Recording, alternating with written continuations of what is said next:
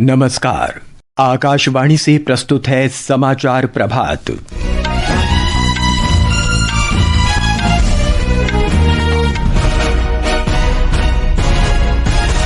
राष्ट्रपति द्रौपदी मुर्मू आज से उत्तर प्रदेश के 2 दिन के दौरे पर रहेंगी। गृहमंत्री अमित शाह का हथियारबंद माओवादी उग्रवादियों के साथ बातचीत से इनकार। विश्वविद्यालय अनुदान आयोग ने रैंकिंग रोकथाम विनियमों का अनुपालन नहीं करने के लिए 4 IIT, 3 IIM और अलीगढ़ मुस्लिम महाविद्यालय सहित 89 संस्थानों को नोटिस जारी किया। महाराष्ट्र सरकार ने स्कूलों के लिए अपनी त्रिभाषा नीति वापस ली। मुख्यमंत्री ने इस नीति पर विचार विमर्श के लिए एक समिति की घोषणा की।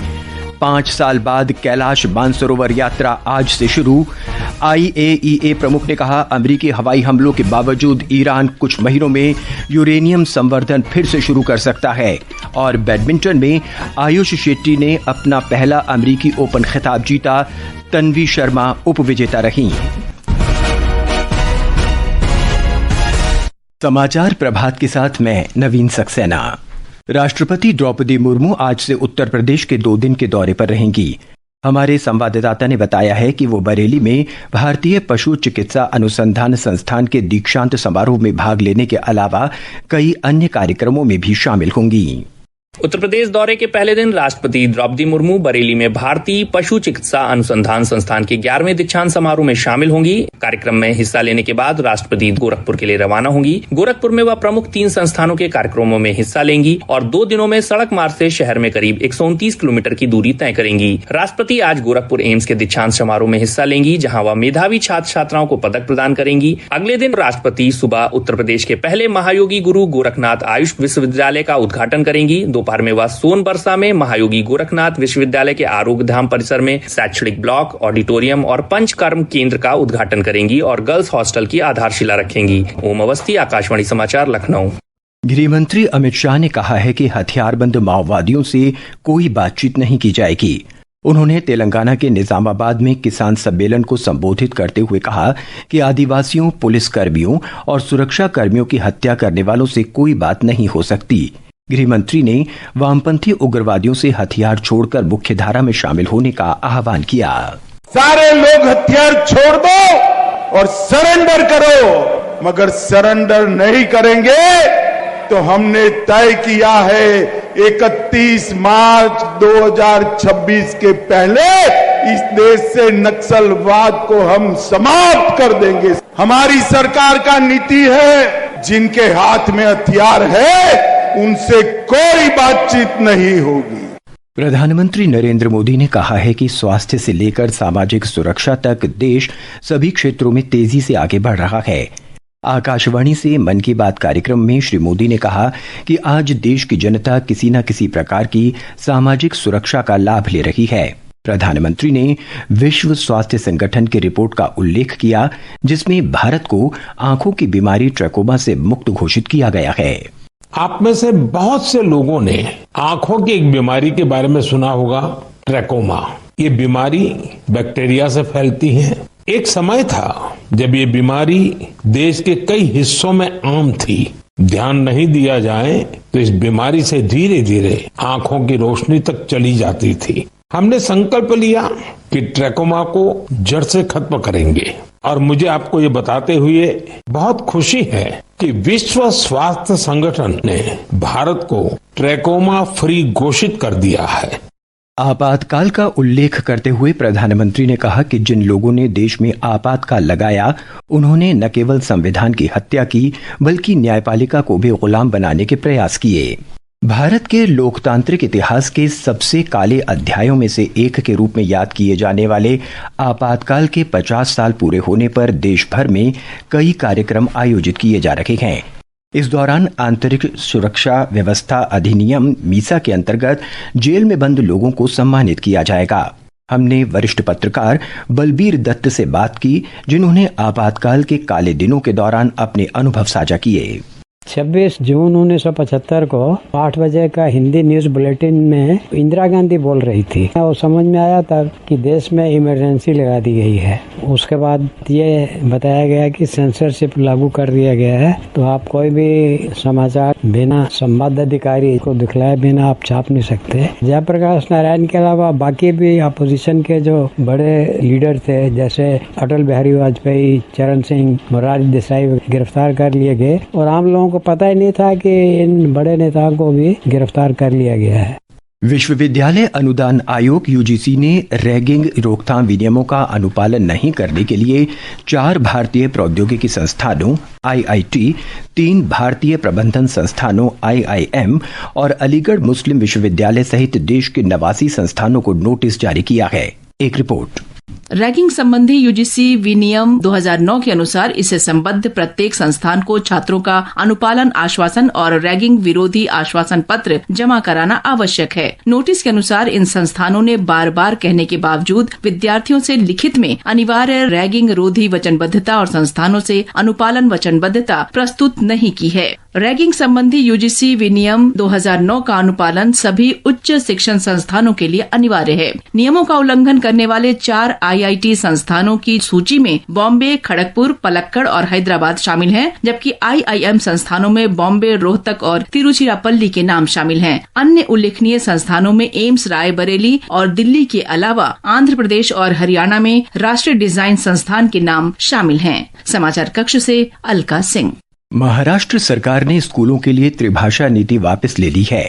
राज्य विधानमंडल के मानसून सत्र की पूर्व संध्या पर कल मुंबई में एक प्रेस कॉन्फ्रेंस में मुख्यमंत्री देवेंद्र फडणवीस ने कहा कि राज्य मंत्रिमंडल ने त्रिभाषा नीति को लागू करने वाले 2 सरकारी आदेशों को वापस लेने का फैसला किया है।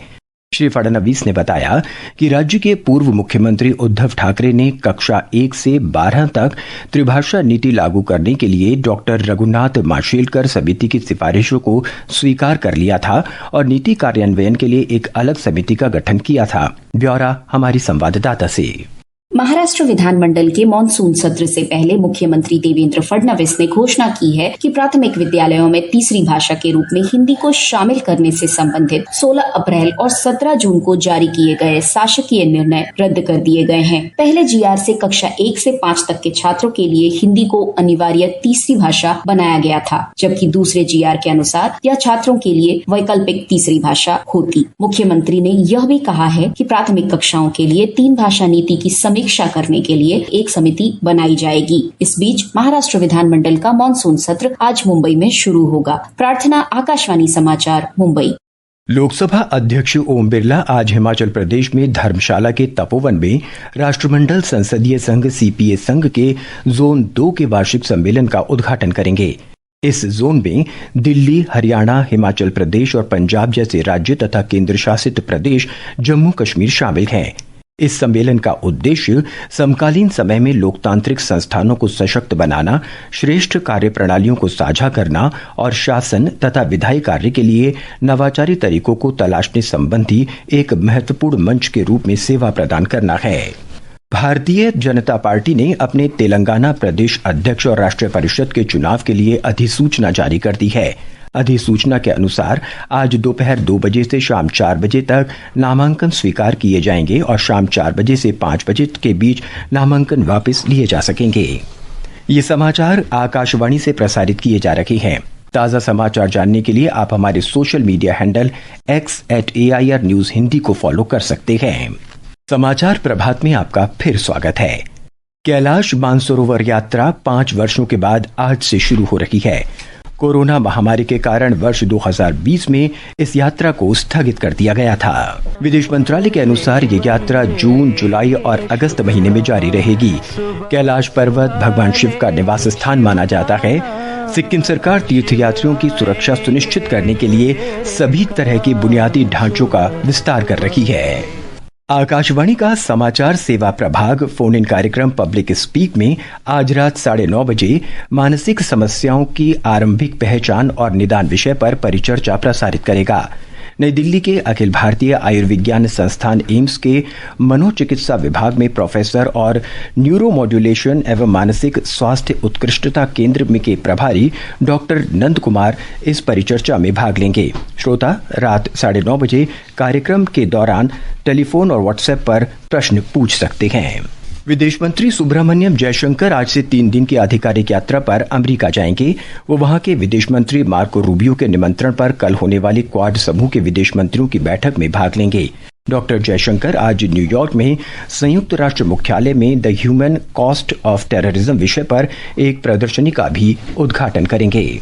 संयुक्त राष्ट्र के परमाणु निगरानी संस्थान के प्रमुख ने हाल ही में अमेरिका के हवाई हमलों में ईरान के परमाणु कार्यक्रम नष्ट किए जाने के दावों पर संदेह जताया है।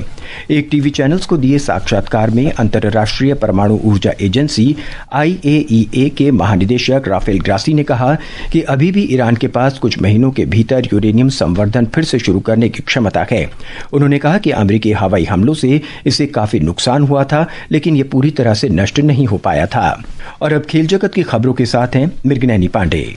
अमेरिकी ओपन बैडमिंटन टूर्नामेंट में आयुष शेट्टी ने BWF वर्ल्ड टूर का खिताब जीतकर पहला भारतीय बनते हुए इतिहास रच दिया है। फाइनल में आयुष ने कनाडा के ब्रायन यांग को 21-18, 21-13 से हराया। शेट्टी ने मैच पर दबदबा बनाए रखा और कनाडा के खिलाड़ी को शुरू से ही बैकफुट पर रखा। इससे पहले सेमीफाइनल में उन्होंने दुनिया के 6ठे नंबर के खिलाड़ी चोऊ टिएन चेन को हराकर बड़ा उलटफेर किया। शेट्टी ने 2023 कनाडा ओपन के बाद से विदेशी धरती पर BWF वर्ल्ड टूर पर देश को पहला पुरुष सिंगल्स का खिताब दिलाया है। हालांकि प्रतियोगिता के महिला सिंगल्स में तन्वी शर्मा फाइनल मुकाबले में जीत दर्ज नहीं कर सकी। मध्य प्रदेश में जल स्रोतों के संरक्षण और संवर्धन के लिए 3 महीने से चल रहे जल गंगा संवर्धन अभियान का आज समापन हो रहा है। प्रधानमंत्री नरेंद्र मोदी खंडवा में होने वाले राज्य स्तरीय कार्यक्रम में वर्चुअली शामिल होंगे। अभियान के दौरान प्रदेश में 2048 करोड़ रुपयों की लागत से 83,000 से ज्यादा तालाब बनाए गए, जिससे खेतों की सिंचाई होगी। इसके अलावा 40 लाख लोगों की भागीदारी से 5,000 से अधिक जल स्रोतों का जीर्णोद्धार किया गया। मौसम विभाग ने आज झारखंड के अलग अलग स्थानों पर तेज वर्षा और 5 जुलाई तक ओडिशा, बिहार, मध्य प्रदेश और छत्तीसगढ़ में अलग अलग स्थानों पर मूसलाधार बारिश होने की संभावना जताई है। ये समाचार हमारी वेबसाइट newsonair.gov.in और हमारे news on AIR mobile app पर भी उपलब्ध हैं। और अब आज के समाचार पत्रों की सुर्खियों के साथ हैं रवि कपूर। धन्यवाद नवीन। पूरे देश में समय से 9 दिन पहले मानसून की दस्तक को आज के सभी समाचार पत्रों ने अपनी पहली खबर बनाया है। जनसत्ता लिखता है उत्तराखंड, यूपी, हिमाचल प्रदेश, पंजाब और हरियाणा में झमाझम बारिश। 1 जुलाई से रेलवे में होने वाले बदलावों को भी समाचार पत्रों ने प्रमुखता से प्रकाशित किया है। हिंदुस्तान, नवभारत टाइम्स और राजस्थान पत्रिका जैसे सभी अखबारों ने दिया है रेलवे आरक्षण चार्ट 4 नहीं 8 घंटे पहले जारी होगा।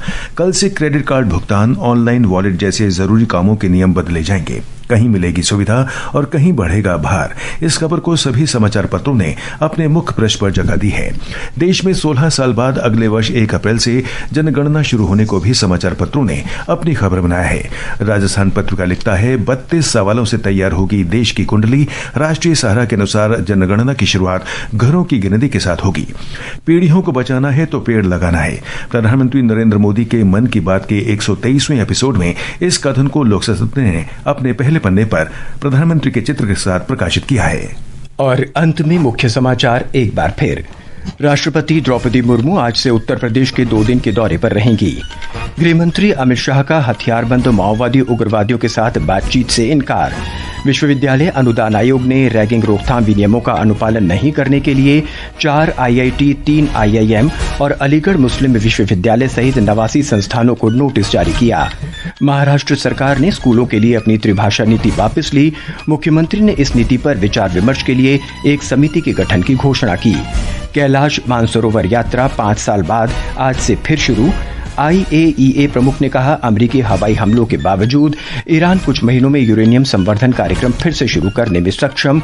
और बैडमिंटन में आयुष शेट्टी ने पहला US ओपन खिताब जीता, तन्वी शर्मा उपविजेता रही।